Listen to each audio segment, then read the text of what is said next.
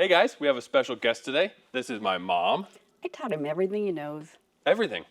And she has been driving manual transmission vehicles as long as I can remember. She had an old Ford Bronco, then you had the Wrangler, and then a Nissan Xterra, and then most recently a Scion XB, all manual transmissions. Yes. And she recently drove up here to Eastern Washington, all the way from Phoenix in that Scion XB because I was going to replace the clutch, which of course you could have done yourself, right? Oh, in a half a day. It's just easier with the lift. Right. It ended up having more problems than we thought. There were a lot of just little janky things on it, and the transmission wasn't quite going into gear properly. So we decided to get her a new vehicle. So I picked out one of my favorite cars, which is the third generation Toyota Prius, because they are safe, they are incredibly efficient, and nothing else. That's it. They're just safe and efficient. But they're great cars. This one has 126,000 miles. I just did a 130,000 mile service on my Prius, and it was based off of years of reading the Prius forums to determine exactly what would be the most likely component to fail, and then replacing that. So I'll show you guys that now, and I would love your help, but I think you'd probably rather spend some time with the grandkids. Yes, please. Okay, I'll grab you if I run into any problems along the way. Oh, yeah, you do that. All right. All right, here are all the components that we will be installing on her Prius. Starting off with left to right here, we will be doing an oil change. I am going with Valvoline high mileage, full synthetic 0W20 oil. I have run almost 100,000 miles of oil sampling reports on my Prius, and I have found that this is the best oil, at least for my climate and driving conditions. It seems to offer more or less the same protection as the Mobil 1 full synthetic 0W20 in warm climates, but a little bit better in cold climates. Not a huge deal for Phoenix, but I love this oil. That's what we will be going with. I'm going with a Wix XP oil filter. We will be replacing the cabin air filter. This is, again, a Wix XP. This one is a charcoal filter, so it gets some of that organic material out of the interior. We're going with the new air filter, again, Wix. You'll see a little pattern there. I absolutely love their filters. These are the sway bar links for the front end. One end attaches to the suspension. The other end attaches to our sway bar. Hers are fine on her Prius, but ours went out around 120. Pretty common on the Prius to have these go out between 100 and 150,000 miles. The factory ones are not greasable, so when they go out, they go out. These ones from Moog are greasable. You see we've got our little Zerks on both the top and the bottom, so I will be swapping those out just so that we don't have an issue later on. Next up, we've got our water pump. Again, hers is fine, but these are prone to failure between 100 and 150,000 miles. What's kind of cool on these, they are not belt driven. They are fully electric, and they do have a processor inside with a whole bunch of electronic components, so they can oftentimes tell you before they fully fail. So when they start to go out, the most common failure is right here. This impeller doesn't pop out properly. You see how this one retracts all the way back. On mine, at about 128,000 miles, it finally went out and it didn't fully retract. So we went ahead and replaced that on ours. I will be replacing it on hers. Next up, we will be replacing the transmission fluid. This is genuine Toyota ATF-WS fluid. This is what came from the factory in that transmission. The only other acceptable alternative, I believe, is the ASIN WS automatic transmission fluid. I don't use any of those generic ones for this because it is a rather specific transmission. Now, Toyota calls their transmissions a filled for life transmission. That is an absolute crock. You definitely should change the fluid. I have the oil analysis to prove that. We'll talk about that more later. And lastly, we will be replacing her pads and rotors. Now, I am going with Brembo, which is a bit unusual. I would normally not go with such high-performance brakes on such an economy car. However, they were about the same price as the Bosches, which I usually go with, and this is the exact same setup that I just put on my car, and I absolutely love them. They are ceramic pads. However, I haven't had any issues with squealing. That's normally the problem with ceramics. They're very hard material. Now, her brakes are in pretty good condition. Her rear rotors and pads both look to be original, and she's got about 30% life on her pads left. On the front, the rotors are pretty heavily worn and the pads are not. She has about 70% life on those. So what I think happened is she had one brake replacement on the front, but they only did the pads, not the rotors. We will be replacing all of that just because this is relatively cheap insurance. I believe these rotors were around $30 each for the front and a little bit less than that for the rear. And then both sets of pads were around $30 to $35 each. So incredibly cheap compared to the brakes that you've got on most vehicles. And in this case, very high quality. The only thing that you don't see up here are a set of spark plugs that I will be replacing. Those are in the mail. They should be here tomorrow morning. And then the only thing that's not on this table that is going to be done is I will be removing our EGR cooler and completely cleaning that out. However, that doesn't require any parts unless I end up needing to replace a gasket, which I am not expecting. So let's go ahead and get the car up on the lift, and then we'll start off with our fluid changes, our oil and our transmission. Once I get the Prius on the lift, the first thing I do is remove the plastic underbody. There's a small portion that you can remove in order to do an oil change, but since we're going to be doing more service, I figure I'll take the whole thing off. And then you'll notice I take a sample right here. I will be sending that out to Blackstone Labs for analysis. I'll talk about that a little bit more later. And then when I removed the oil filter housing, it was just a little bit warped. These are polycarbonate and I don't love them to begin with, so I went ahead and ordered an aluminum one. I'll put a link to that in the description. I'll swap that out during the next oil change. Now we're on to the transmission, where I remove the fill plug first so that when I remove the drain plug, it doesn't splash quite as much. I learned that on mine when I removed the drain plug first and it glugged all over the place. And then I fill it up with a syringe. I have a little pump that I use normally to fill up transmissions and differentials, but it has a little bit of 80W90 residue in it, so I just use a syringe to keep everything clean. And then I'm pulling off the tires here, not only so I can do the brakes a little bit later, but also so that I can get to this plastic cover on the passenger side. It will make the water pump a little bit easier later. Next up is draining the coolant, and I forgot to open up the reservoir, so I use my ladder here to open that up so that it can drain a little bit faster. And then while that's draining, I go ahead and knock out the sway bar links.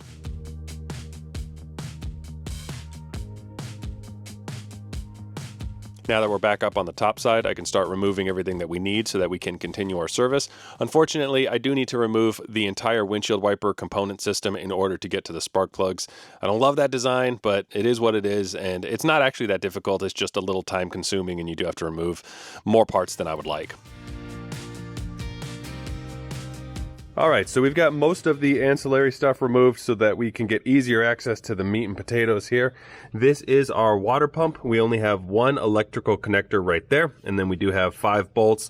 Of course, I removed that bottom panel to get easier access to those bottom ones. If I remember right, I think 3 of them are long and 2 of them are short, or maybe the other way around, but there's only 5 bolts, very simple right there.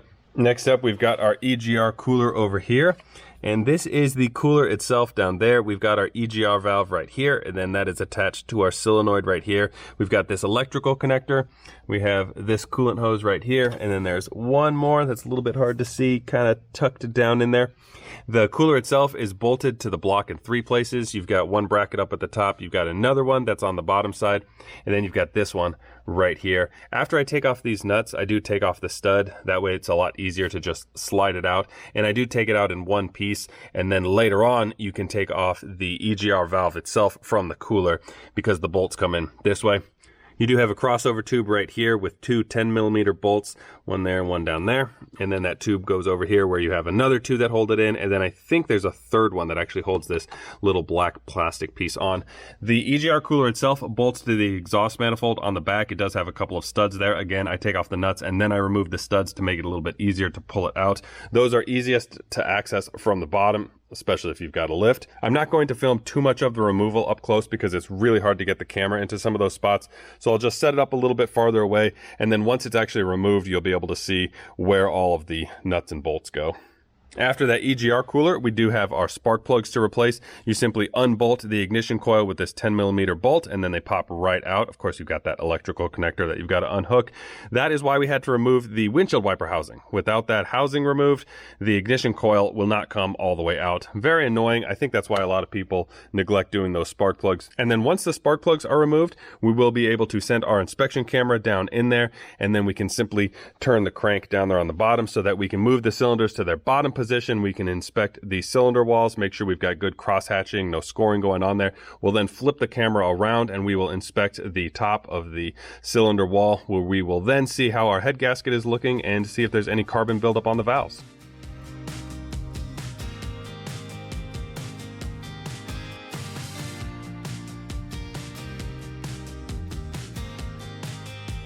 Now, I don't normally wear flip-flops in the shop, especially when I've got a vehicle on the lift. I do have steel-toed boots, of course, but I had some pretty terrible blisters at the moment, so cut me some slack there.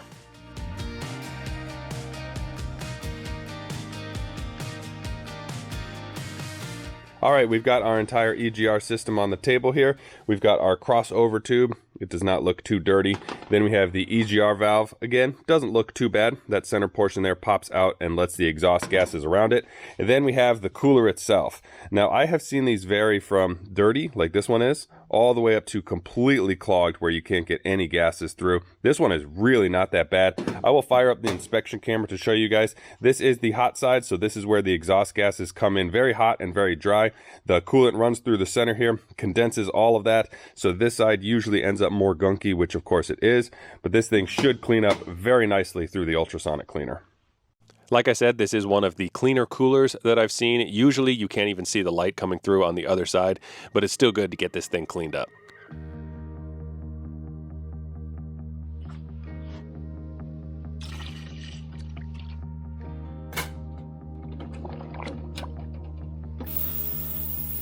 Installing this water pump, like I said before, super easy. You've got 5 bolts, 1 electrical connector. Once I pulled mine off, I did have a little bit of the gasket material left on the engine block, so I went ahead and cleaned that with a razor blade. Just try to keep it close to 90 degrees so that you're cleaning the gasket off without potentially scraping the aluminum.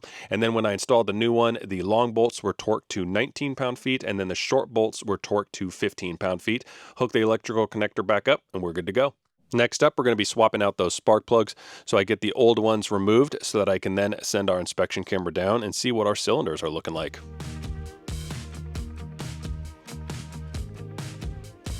We are going to go ahead and take a look at cylinder number 1 first. And once we get inside, it looks overall pretty good. I take a look at the side to see if we've still got some decent cross hatching. We do. Looks fine there. So go ahead and flip the camera around and take a look at the valves. Everything's looking fantastic. Now I was able to see just a little bit of polishing. You see right here on the wall. It's a little bit smooth in that area. That's just normal. That happens. We're taking a look at cylinder number 2. Same thing pretty much overall. The piston looks good. If it had a head gasket issue, we should be able to see it right now because we would see what looks like basically a steam cleaned interior. And because we don't see that, it doesn't look like we've got any coolant in here. Valves are all looking good. Cylinder number 3, we've got more of the same. No indication of any head gasket issues. Take a look at the cross hatching on the wall. That looks fantastic there. Go ahead and flip the camera upside down. Take a look at the valves. Valves look fantastic. The intake valve is cracked open on this cylinder just a little bit, so it gives us a nice opportunity to take a look inside the intake side of our head. And it looks great. No oil, no buildup, nothing. And here is our last cylinder, number 4. Again, no indication of any head gasket issues. Fantastic cross hatching on the side. Everything is looking so far so good. Here's our valves. You can see exactly where the piston stops because the polishing on the cylinder wall stops right there. Just beautiful inside overall. Very happy. While I had the inspection camera out, I decided to send it into the valve covers so I could take a look at our valves, our springs, our rockers, our camshaft. Everything looks fantastic. There isn't the slightest amount of varnish on this. If I had to guess, I would say this engine had oil changes done every 5,000 miles with full synthetic. Next up, we're testing our spark plugs here. Obviously, the new one is on the left and the old one is on the right. Not seeing a tremendous difference between the two, but still not a bad idea to swap them out. I did apply a small amount of anti-seize to the threads on these spark plugs before I installed them, and I installed them with the good old German torque spec of Gudentite.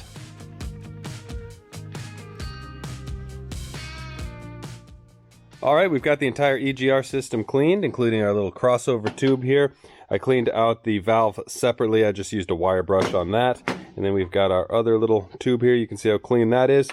And then finally, our cooler. It looks fan-freaking-tastic. I'll go ahead and send down the inspection camera now so that you guys can compare it to how it looked before. So to clean out this cooler, I sent it through my ultrasonic cleaner. I had it set at 80 degrees Celsius, so it was quite hot. And then for the solution, I used water along with Crud Cutter degreaser and 2 dishwasher detergent pods. Now I am going to be reusing these gaskets, and let me tell you why. This is the aftermarket version of the exhaust manifold gasket made by Felpro, and I normally love the Felpro gaskets, but you can see there's a huge difference in style, and I think these are actually much better gaskets, even if we are reusing them. So I sent them through the ultrasonic cleaner as well. They're good to go. The only one that I will be replacing here is the rubber one that is from the EGR to the intake manifold.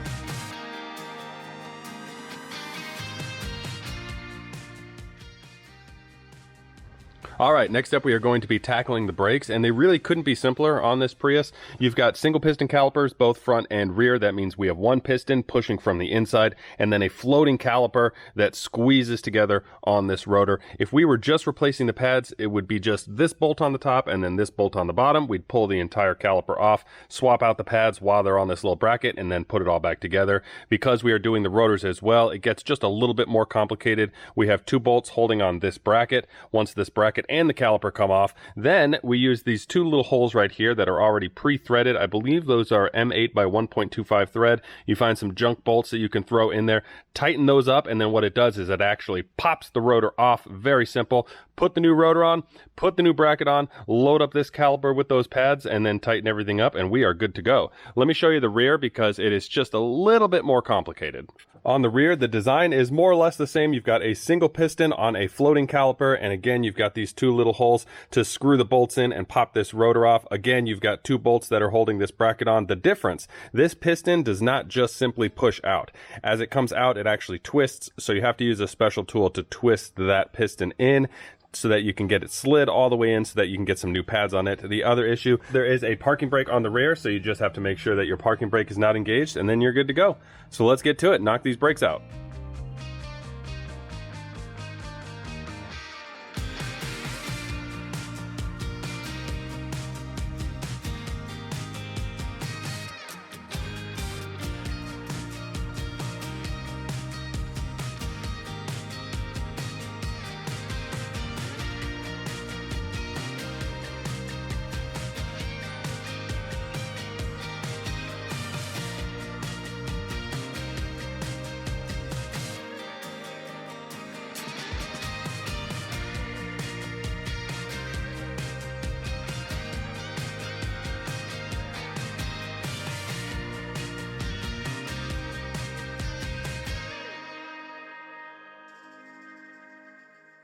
All right, so our Prius is all finished and ready for its next 150,000 miles. Since I finished filming that, my mom has since driven it back to Phoenix with no issues. She absolutely loves her new car. But if you remember, about 17 minutes ago, I took an oil sample of our oil and our transmission fluid, and I sent those into Blackstone Labs, and I've got the documents right here. So let's go ahead and go over the oil sample first so we can see what kind of condition that engine is in. They say, your new-to-you Prius is starting trends with a nice report. You suspect this oil was in use 6,000 to 7,000 miles, and we think that is a good guess based on the data.